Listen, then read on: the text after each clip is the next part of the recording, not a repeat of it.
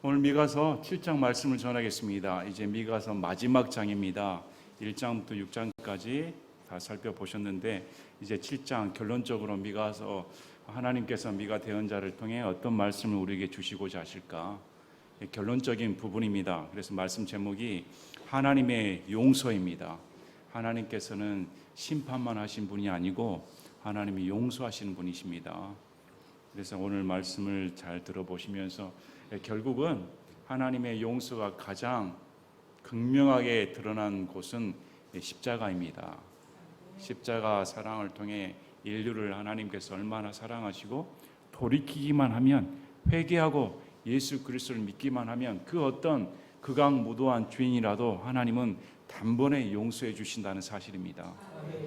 그래서 다시금 우리 하나님의 그 크신 사랑, 넓은 은혜, 또 아울러 시대를 바라보는 대언자의 가슴 아픔을 알아야 됩니다.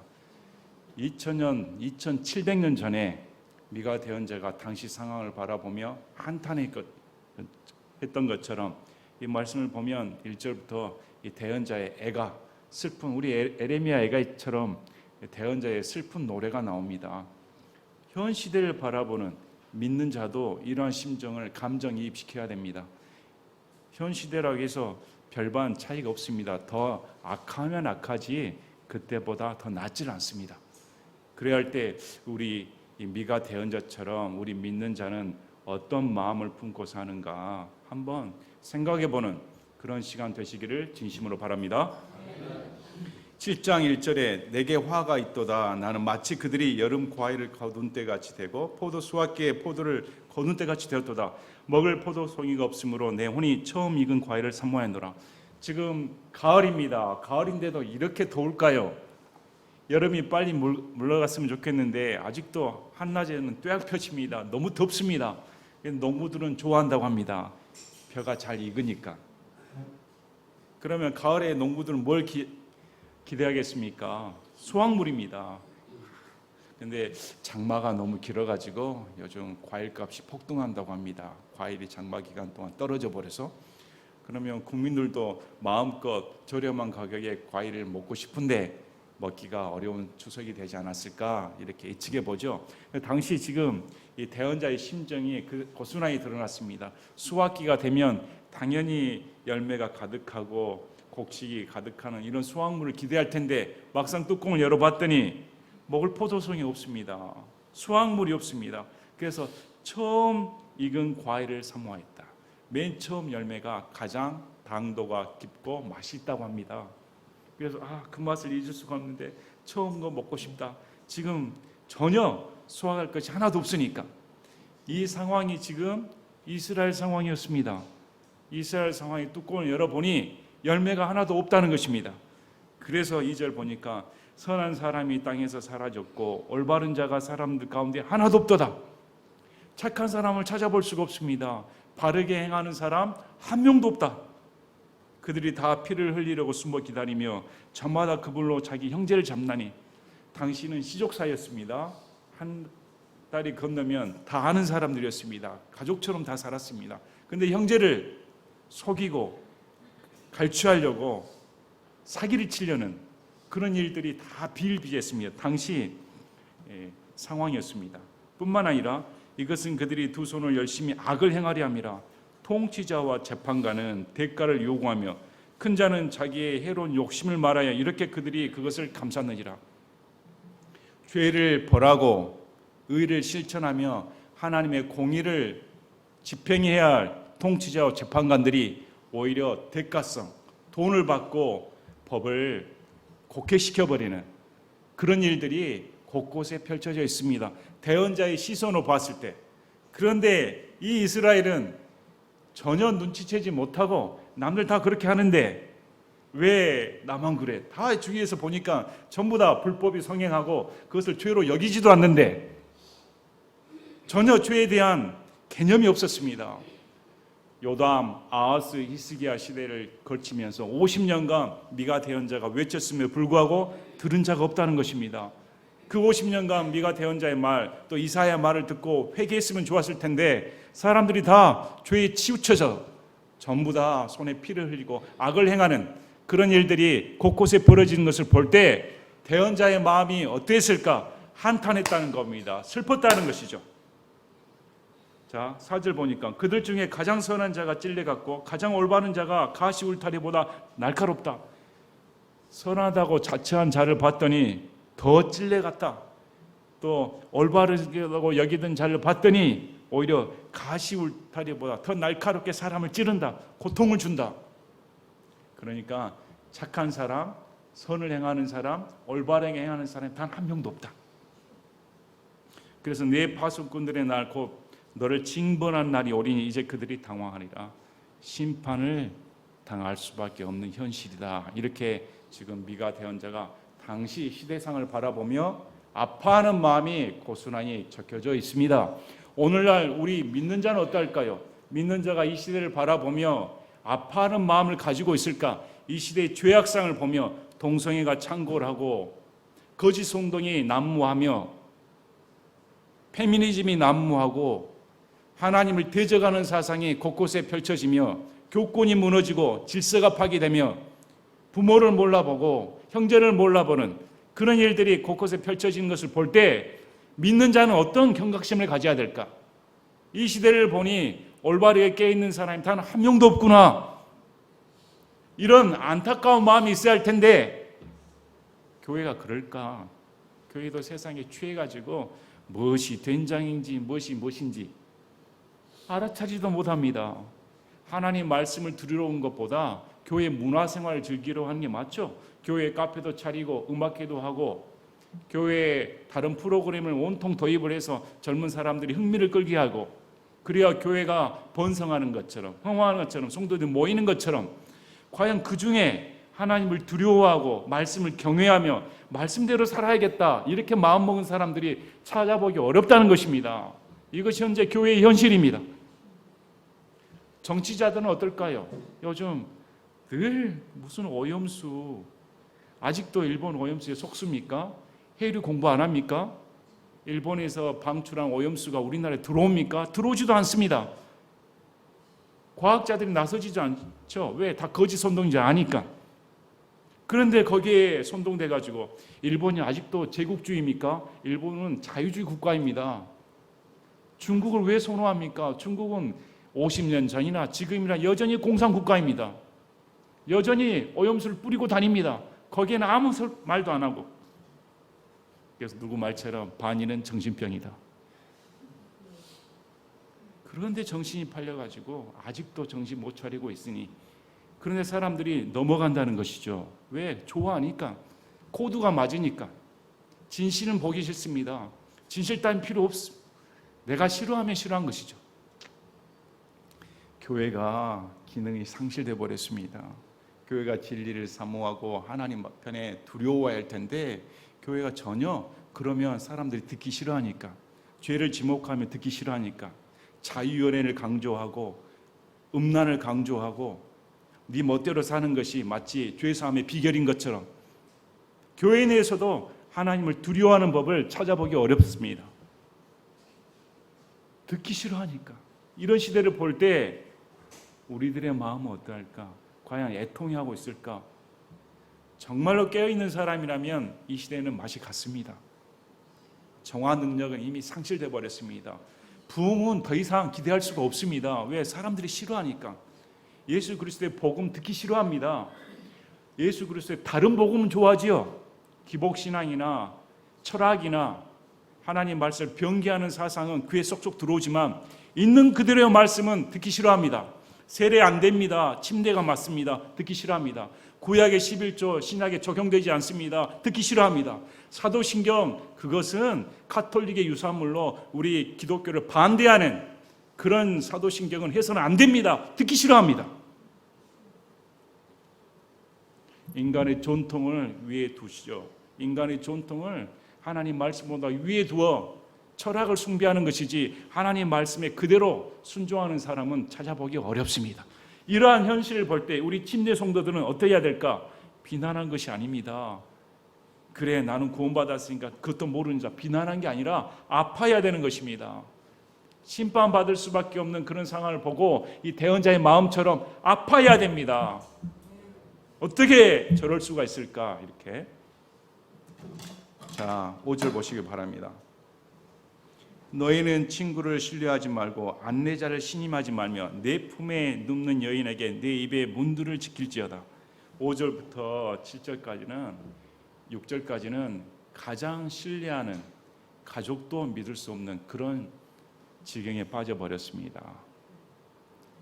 가족만큼 신뢰한 사람이 어디 있습니까? 다른 사람 몰라줘도 넌 내 마음 이해할 거야. 가족들에게는 모든 비밀을 털어놓을 수 있죠. 가족들은 내 피부치니까 어떤 짓을 해도 다 감싸줄 수가 있습니다. 그러나 가족들에게 비밀 누설하지 마라.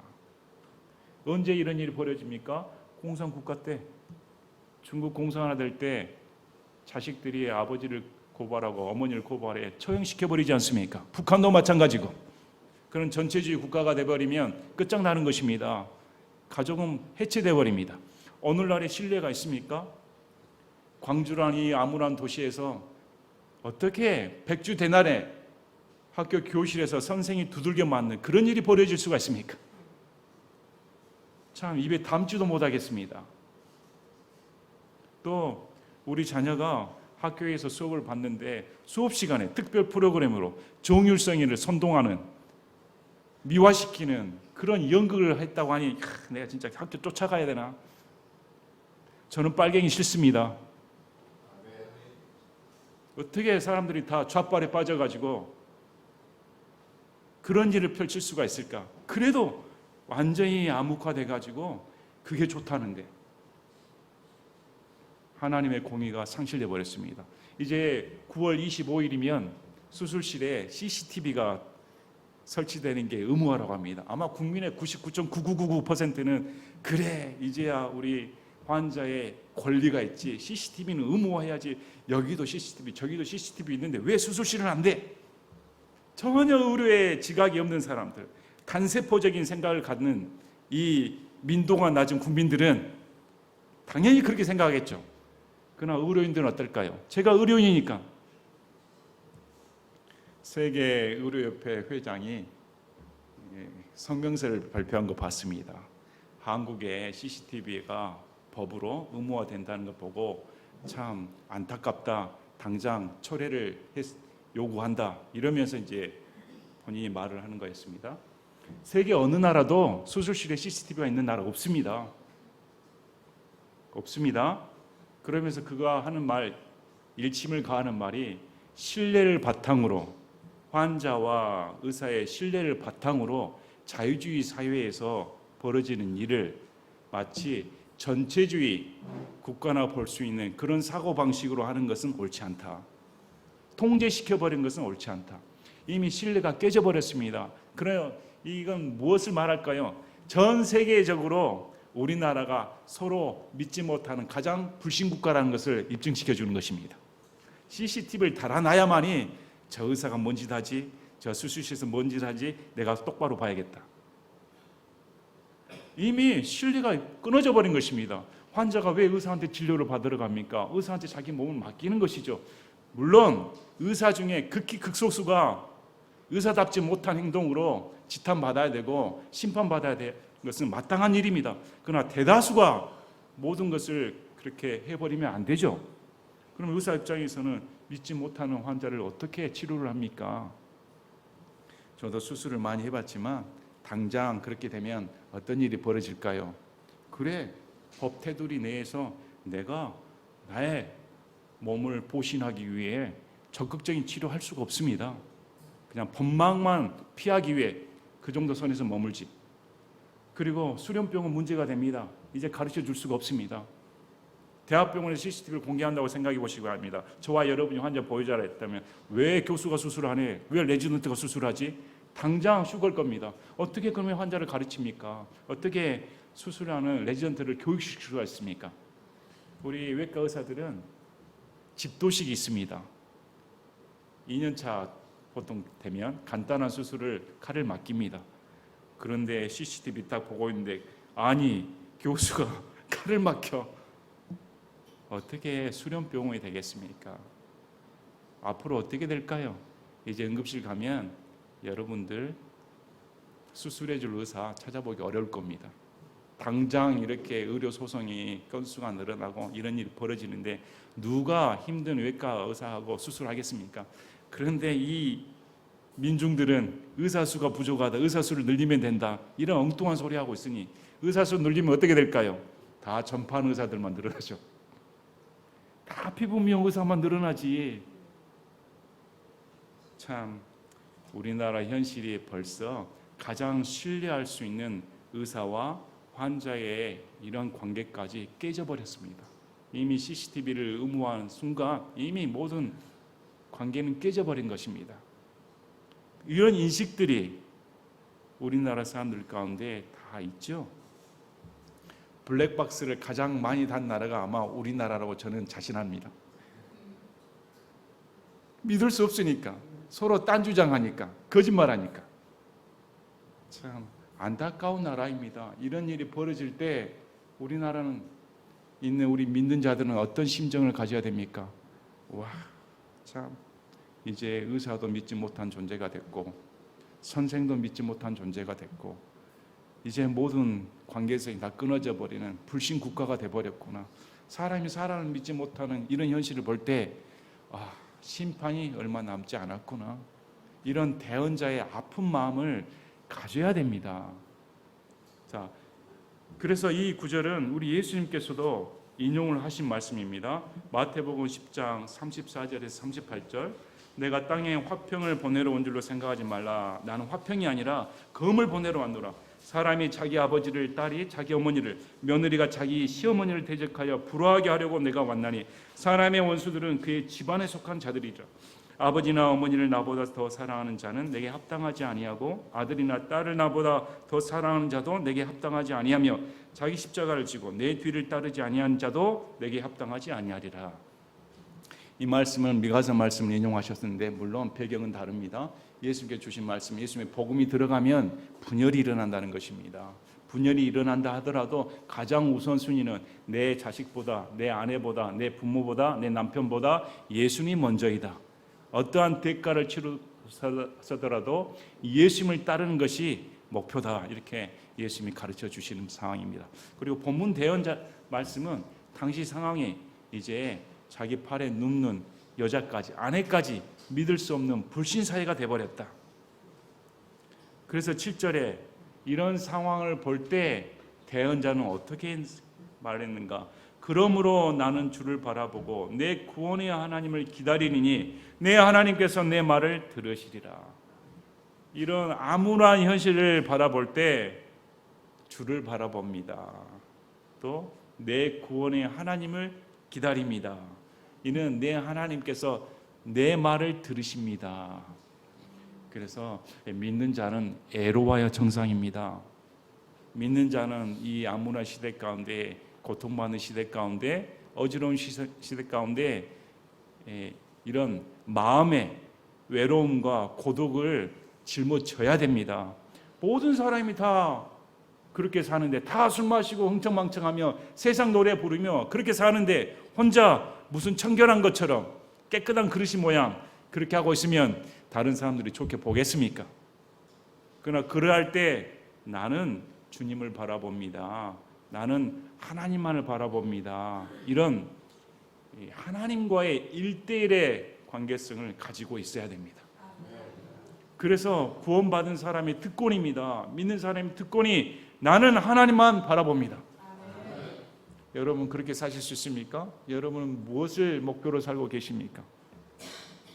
이 세상 사람들 가운데 요즘에는 황금 만능주의죠. 물질만 있으면 좋다, 돈만 있으면 좋다, 정신이 팔려서 그것만 쫓아가지 않습니까? 그래서 자기에게 관계되지 않는 것은 전혀 관심이 없습니다.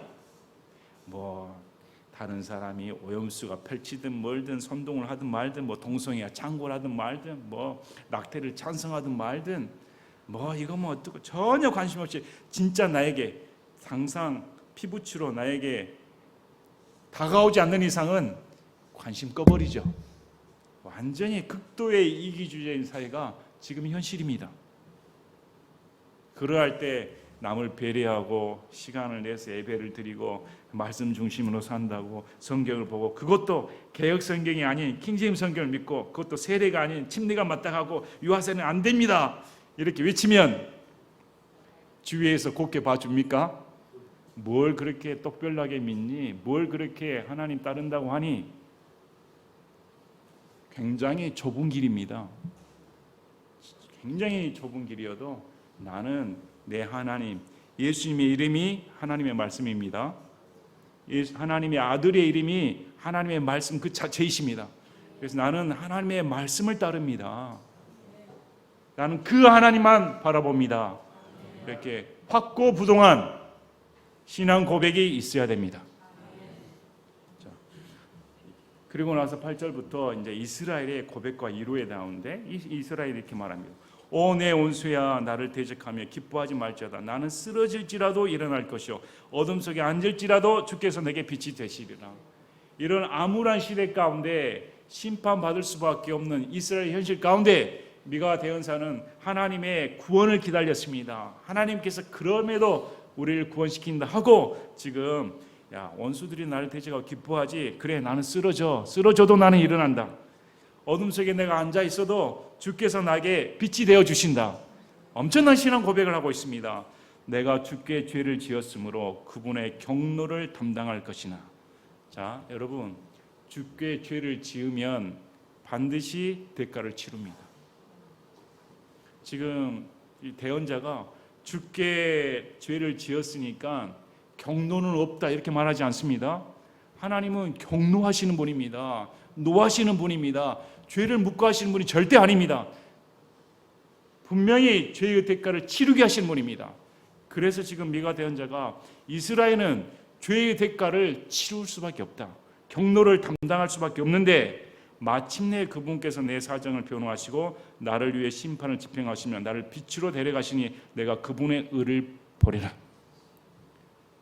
경로를 당한 다음에, 징계를 받은 다음에 하나님께서 내게 사정을 변호하신다. 이 변호하신다는 말이 참 감사할 말입니다.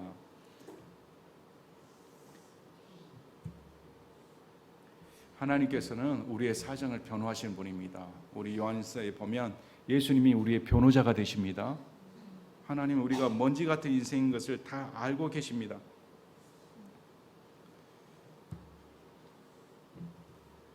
그래서 10절에 보니까 그때 내 온수인 여자가 그것을 보고 수치로 자기 몸을 덮을 터인데 그녀는 전에 내게 말하기를 주 내 하나님이 어디 있느냐 하던 여자라. 내 눈이 그녀를 바라보니 이제 그녀가 거리 진흙같이 짚밟히리라. 이전에 여자가 놀렸습니다. 그래, 네 꼴하지 마라. 우리는 이렇게 떵떵거려 잘 살고 세상 가운데서도 앞이 창창하게 열리는데 또 예수님 믿는다고 잘된 꼴하지 봐봐. 예수님 믿는다고 뭐 잘된 거 하나 있어? 가정이 잘 돼? 건강해? 잘 살아? 지위가 높아졌어? 누가 알아줘? 남들 봐봐. 오히려 안 믿는 사람이 잘 살더라. 도대체 네가 믿는 하나님은 살아있냐 없냐? 이렇게 조롱했다는 것입니다. 신앙생활 외롭죠?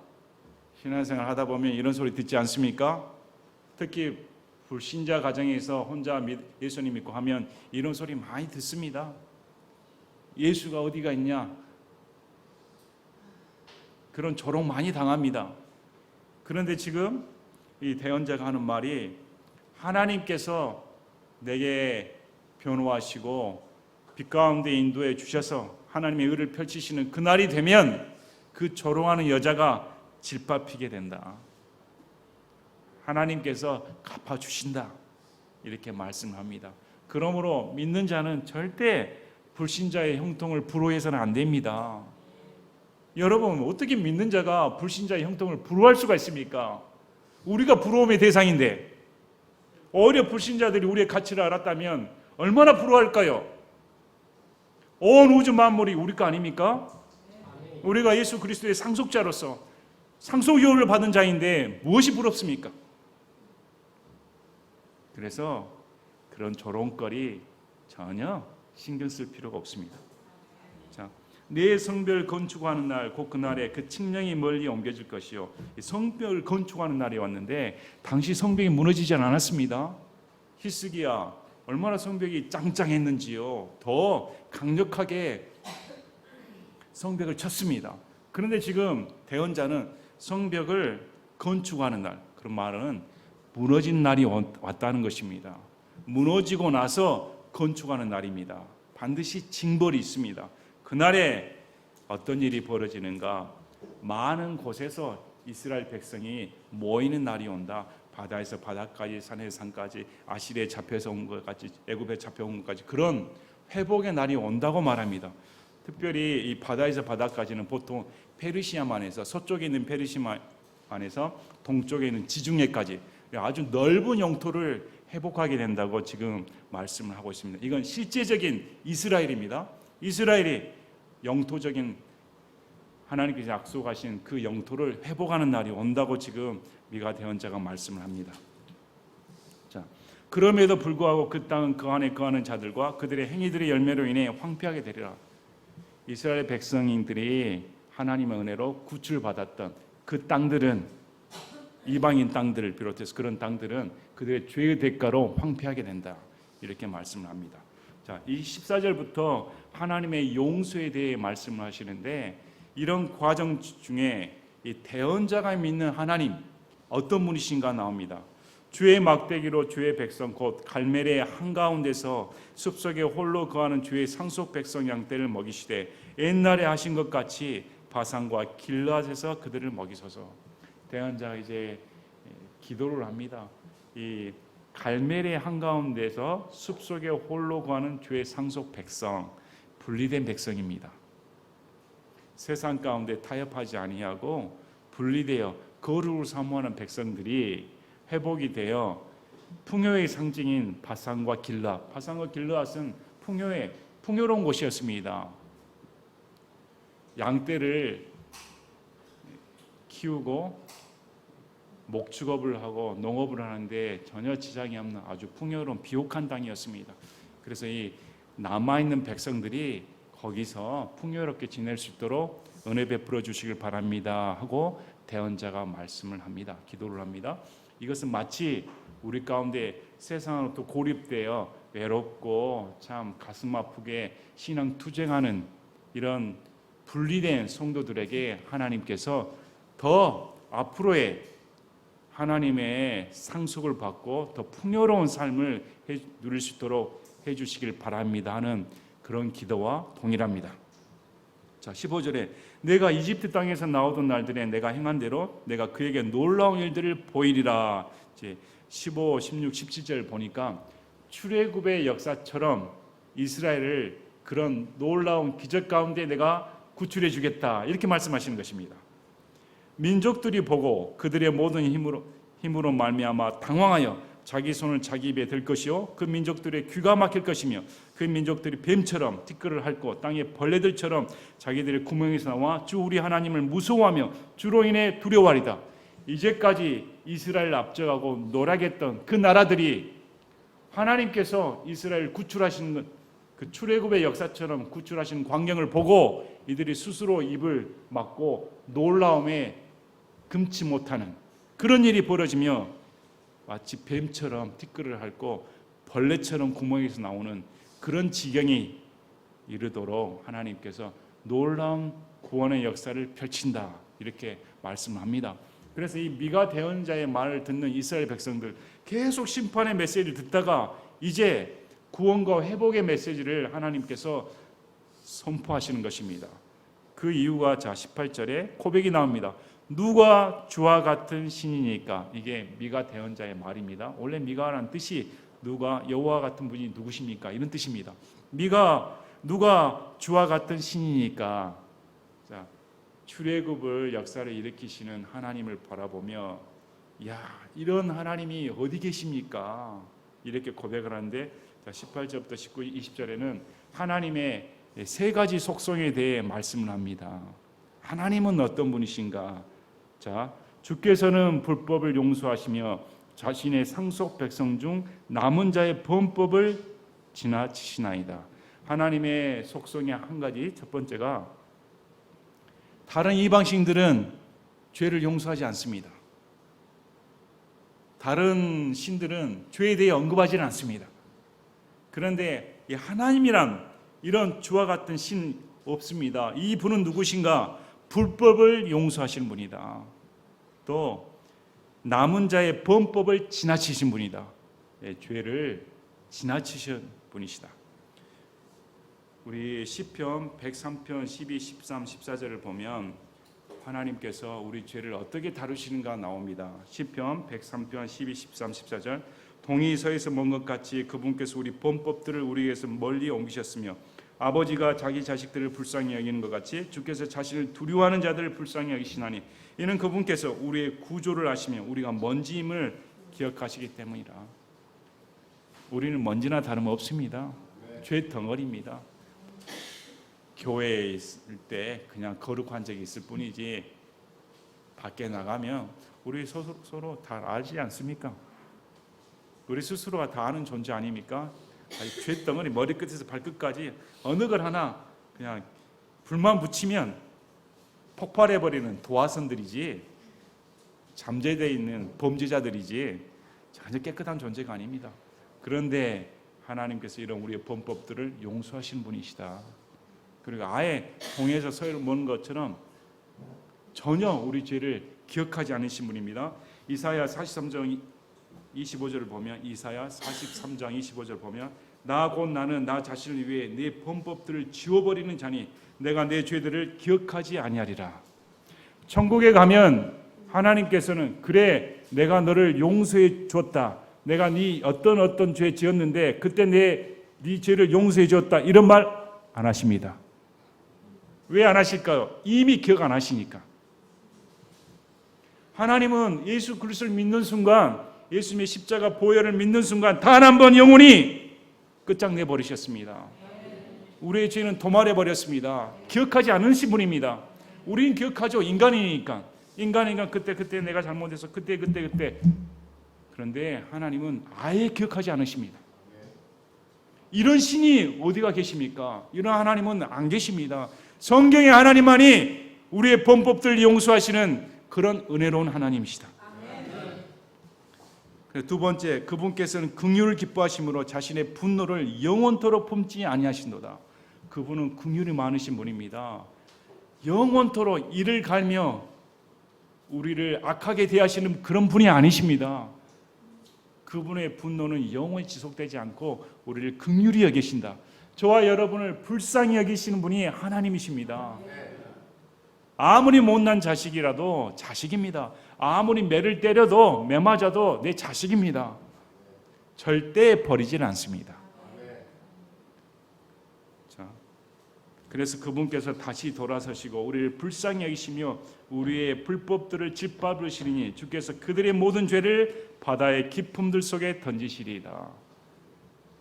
그 죄들을 더 이상 하나님이 기억하지 아니하시고 바다의 깊음 속에 찾을 수 없게 던지셔 버리는 분이시다. 그래서 우리는 분명하게 십자가 사랑을 알아야 됩니다. 하나님께서는 악한 자가 멸망하는 것을 기뻐하시는 분이 아닙니다. 모든 사람이 구원에 이르는 것을 원하시는 분이 하나님이십니다. 단 한 사람도 지옥 가는 것을 원치 아니하시는 분이 하나님이십니다.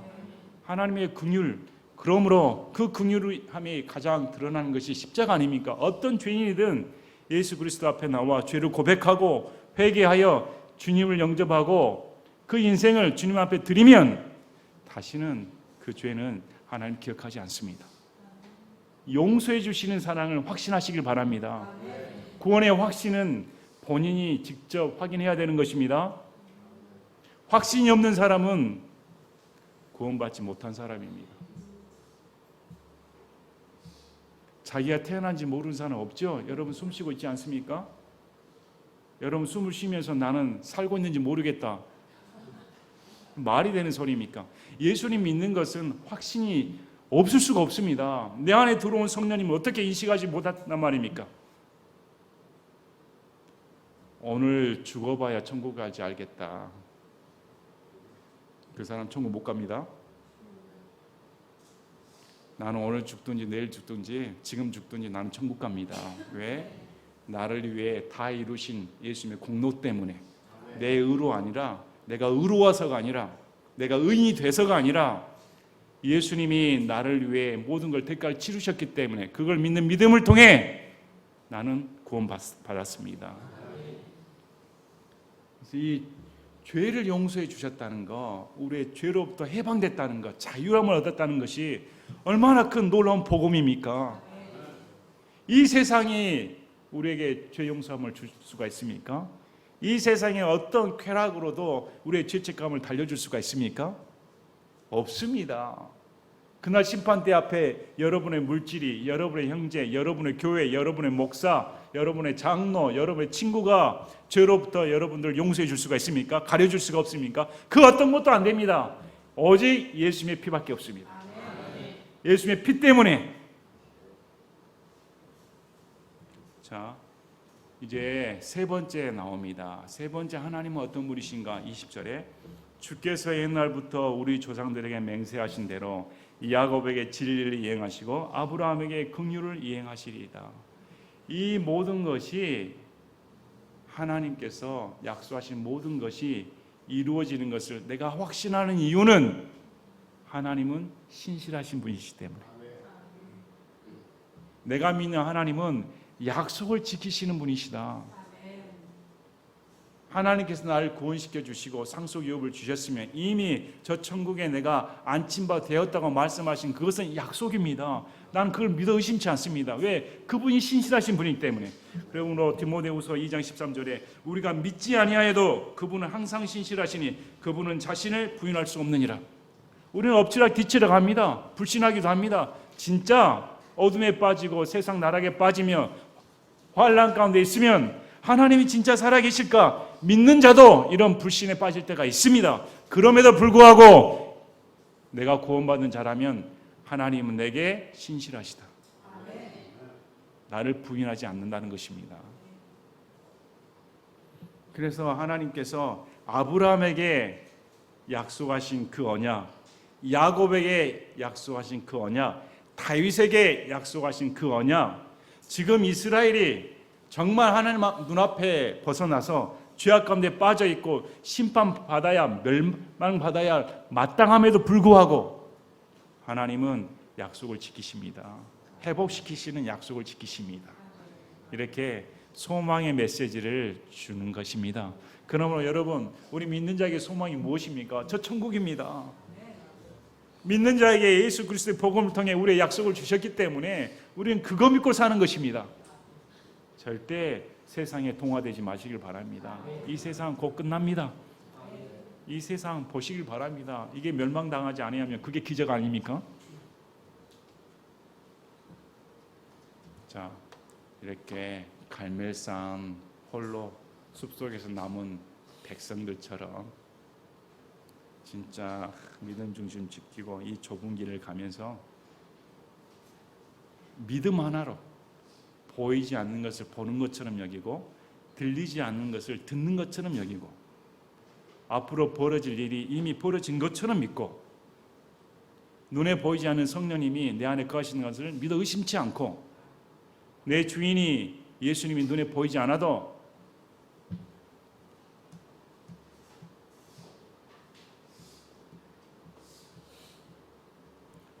나와 함께 하심을 믿고